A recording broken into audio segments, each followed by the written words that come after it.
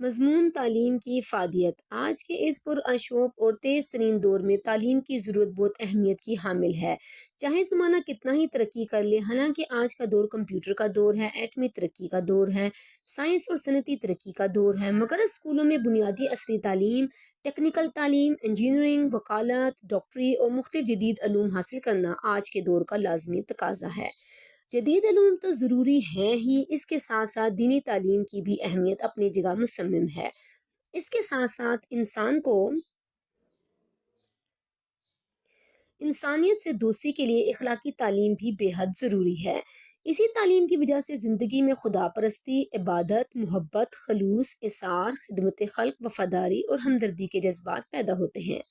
اخلاقی تعلیم کی وجہ سے صالح اور نیک معاشرے کی تشکیل ہو سکتی ہے۔ تعلیم کے حصول کے لیے قابل اساتذہ بھی بے حد ضروری ہیں جو بچوں کو اعلیٰ تعلیم کے حصول میں مدد فراہم کرتے ہیں۔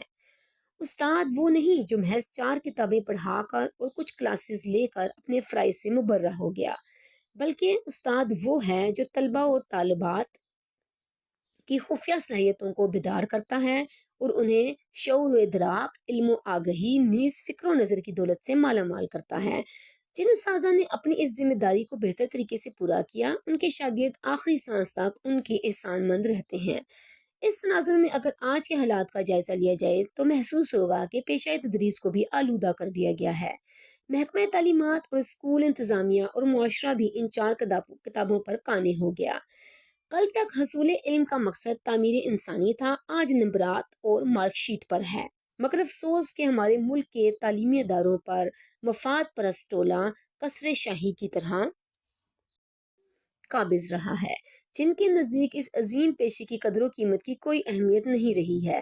بدقسمتی اس بات کی بھی ہے کچھ ایسے ناصر بھی تعلیم کے دشمن ہوئے ہیں جو اپنی خواہشات کی تکمیل کے لیے ہمارے تعلیمی نظام کے درمیان ایسی کشمکش کا آغاز کر رکھا ہے جس نے رسوائی کے علاوہ شاید ہی کچھ عنایت کیا ہو، مگر پھر بھی جس طرح بیرونی دنیا کے لوگ تعلیم کی اہمیت کو سمجھتے ہیں، اسی طرح مسلمان بھی کبھی جدید تعلیم سے دور نہیں رہے، بلکہ جدید زمانے کے جتنے بھی علوم ہیں زیادہ تر کے بانی مسلمان ہی ہیں۔